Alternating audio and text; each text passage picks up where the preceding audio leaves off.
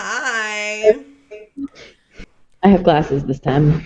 She's got glasses and she's a little bit mad at me because we just did an entire fucking interview and then I went to double check it and found that it stopped recording after minute 1.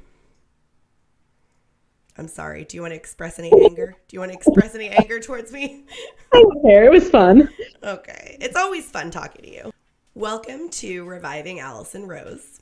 You are Kayla Hill. No, you were Kayla Hill. Now you're Kayla Dollenger. I'm really excited to interview you because even though you're my little sister, well, you're my middle sister, you are a person that I've always looked up to. And I had to look up to you because you're taller than me. But also, I've always looked up to you because you've always had this air of confidence and you've had it your whole life. But one of the things that has just been so inspiring to me watching you in this last year since COVID happened, where I feel that you are the most yourself. You're the funniest I've ever seen you. You're the most genuine and open and honest that I've ever seen you since you since you were sort of forced to become a stay-at-home mom, leave your career that you worked your ass off for. And you didn't want to become a stay-at-home mom, but you were sort of forced to. And in that, I've seen you more as you, as Kayla Jessie Hill, more than I've ever seen you before, if that makes sense. It does, and it's crazy because if you would have asked me a year ago before all this crazy stuff happened, I would have never in a million years thought that I would have wanted to be a stay-at-home mom or even could be a stay-at-home mom. I was always much more into my career, and obviously I love them and I love being hanging out with them and spending time with them, but I never thought I wanted to do it all day, every day. Yeah.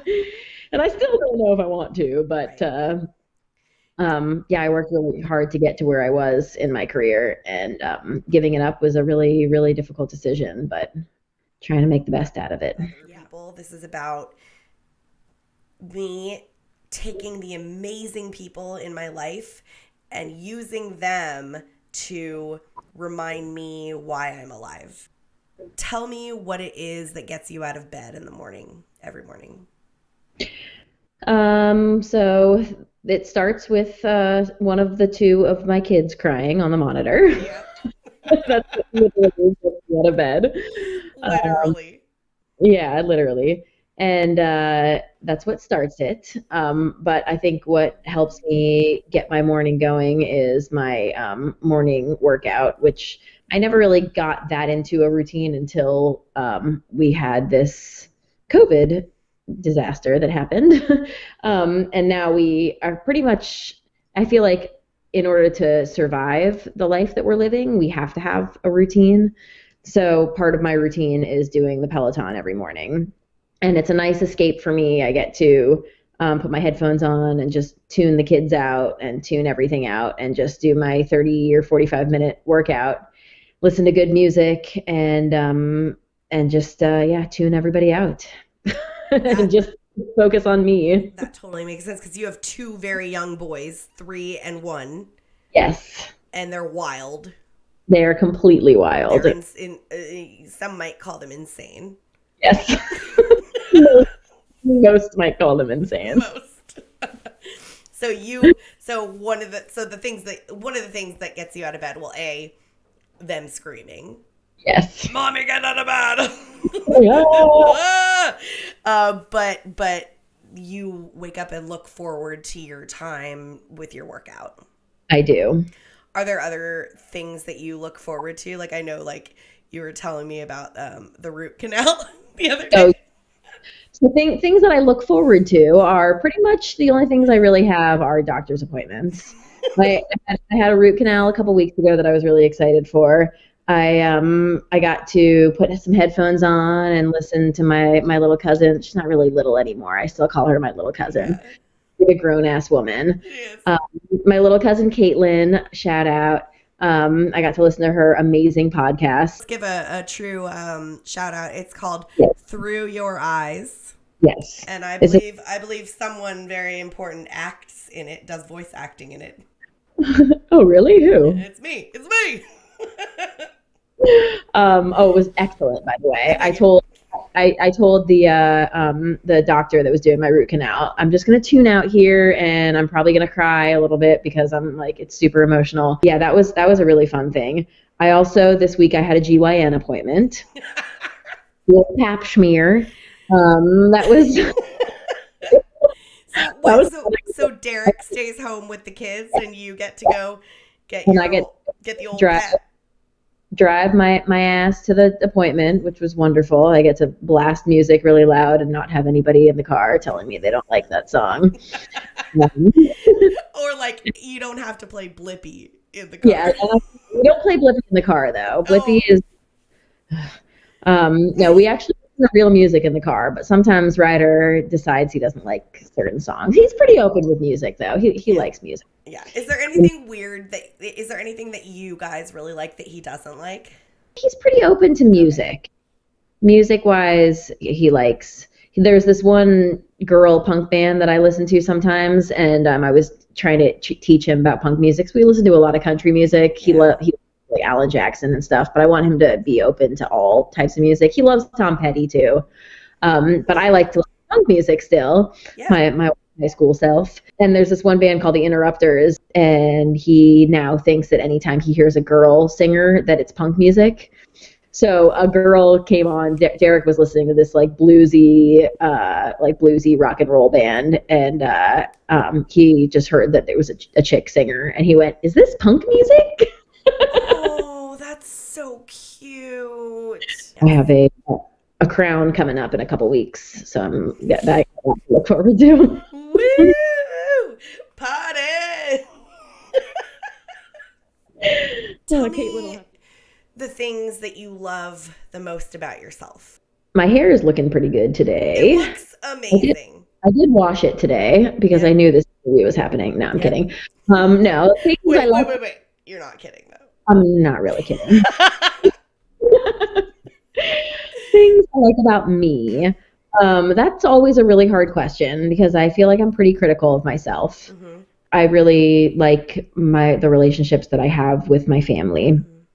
I think that we are all really lucky. My sisters, you and Meg, I think that we're pretty much as close as sisters can be, especially since we've lived so far away for so long. Yeah.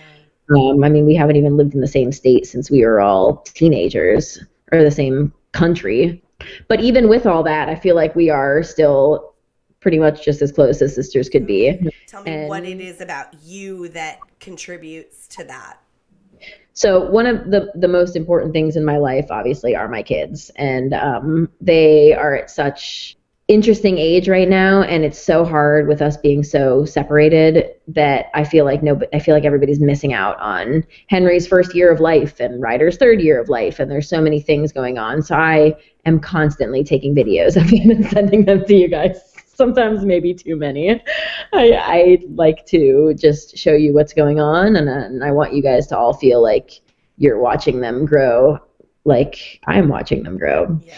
We are so grateful for all of those videos, and it's never too much. Remember the other day, Megan was like, it's been like 12 hours since you sent a video. What am I supposed to... And sometimes I feel like there's too many because it'll just be like one after another. And Ryder is now starting to like, sometimes I have to like hide the phone. Like I'll be like, because he's a little bit more shy when the phone comes out. Yeah.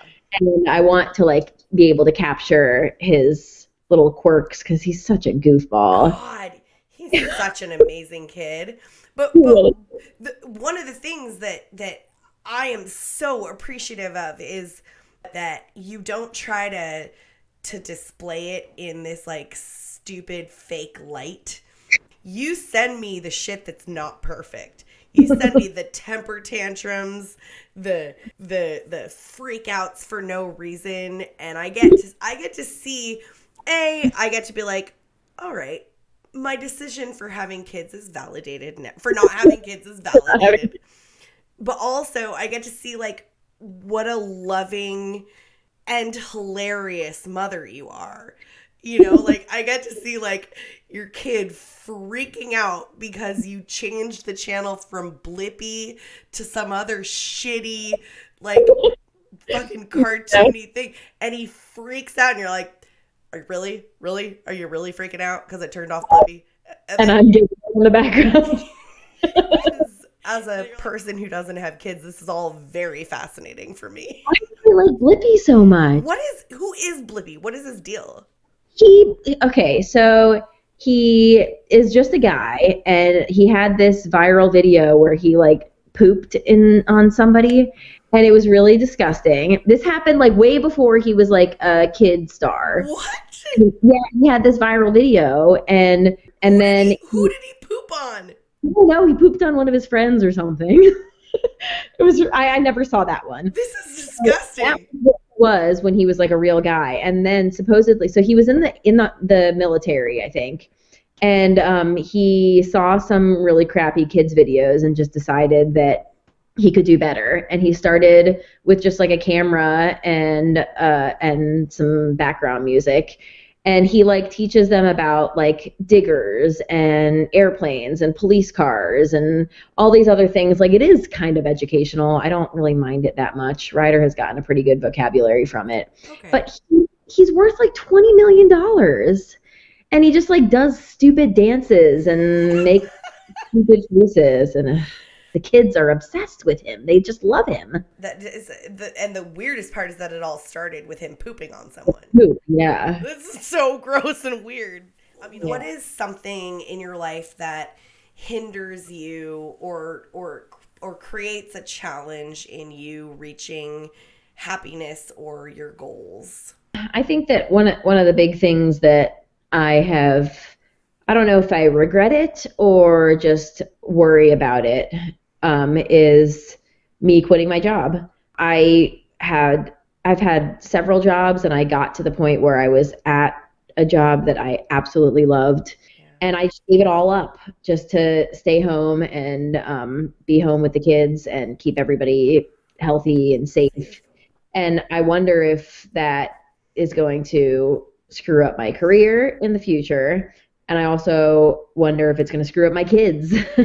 And they were doing so good in daycare before COVID happened. And you and your husband discussed it's not like you were like, oh, I just want to fuck off and be a stay-at-home mom. When I went to Ryder's 3-year doctor's appointment, his doctor told me that one of the most important things for him right now, because I asked him, I'm like, he's been in daycare always, and now it's just me, so what should I be teaching him? And he said that one of the most important things for him right now is to be socializing with other kids his age, which really hurt me because I don't really know exactly how to do that safely. And I had some of his friends over once when it was like a somewhat warm day outside, and we all played outside, and we had individually wrapped snacks for everybody. But right now it's the dead of winter, and it's freaking 30 degrees outside, and we can't do that. So it makes me feel bad that I'm hopefully not like screwing up one of the things that's really important for him at this age. I think that's an extremely irresponsible thing for a doctor to say. Yeah. In the middle of a fucking pandemic. But if anyone were to shape a kid, it should be you. And I'm not saying that to make you feel good. I'm saying that because I 100% believe it. Also, that kid, Ryder, that kid's got a personality that's not going to stop. No matter who influences him, he is going where he's going. He knows. And Henny, we don't know. We'll see with Henny. We don't know where he likes food a lot. What advice do you have for me? Just in knowing what I'm going through, knowing my self-destructive traits, what's your advice? So I think that you and me and many people have this feeling that when we start to eat bad and start to let our bodies go and start to not exercise as much, we get into a slump. And I'm not just talking about weight. I think that just the way that we treat our bodies makes us feel good or bad. And when we're in the the mindset where, oh, fuck it, whatever, I don't care. I'm just going to eat this fucking cheeseburger and feel like shit. I think that we do feel like shit. And I think that when we're in the opposite of that, where we are maybe working out a little bit more, or even just going for walks and getting out and eating healthy and treating our bodies better, I think that we automatically start to feel better about everything. Our clothes start to fit a little bit better, and things just feel better. For me, when I was at my highs, like my high weights, I was pregnant. Obviously, that was when I was the most. But just at the beginning of 2020, I was at the highest weight I've ever been in my life, and that was 3 or 4 months after having Henry. And I've lost 40 pounds since then. I have been home and I established a routine, and I work out pretty much every day, and I really focus on the things that I'm eating. But I'm not like starving myself, and I'm not depriving myself of stuff. I cut a lot of carbs, but I feel like I feel so much better when I'm not only seeing the numbers on the scale drop, but just things start fitting me better. But sometimes I buy stuff on Amazon and things get delivered, I'm like, oh my God, it fits. And I was so used to like the opposite, where everything I tried on, I returned so many things because nothing was fitting me, because I was just uncomfortable with my body and uncomfortable. What is it for you that gets you out of it? And I get routine and all of that, but how do you even how do you even force yourself to get a routine? I think it's when the big clothes are getting too tight. You're to the point where you're like, I can't buy anything more because I don't want to buy the next size. I don't want to buy the next size up. I want to buy the next size down. Right. And again, it's not just about weight, but it's just about feeling how you feel. Yeah, it's just about feeling good about yourself in your own skin and in your own clothes. And I think that for me, it helps to limit the drinking to just on the weekends, or having one glass of wine in the evening. I totally agree. I'm excited that I have the chance to share you with my world that doesn't know you, because I just think you're so amazing, Kayla. I really do.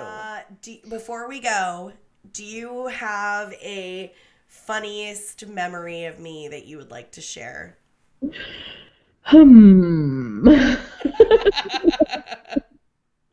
Let me think.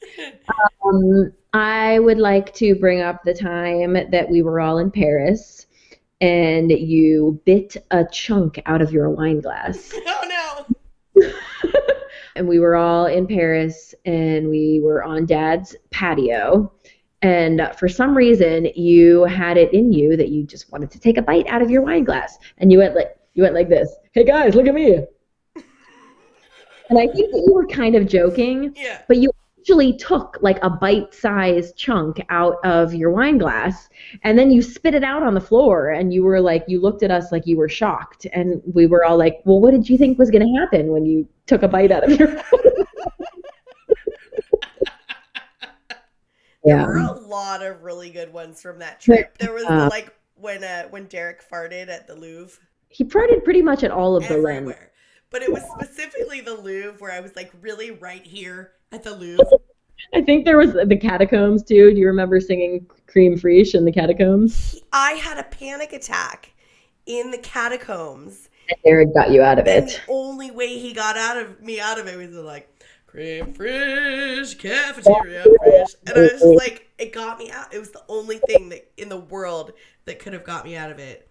And for that was the moment where I was like, this man deserves my amazing sister.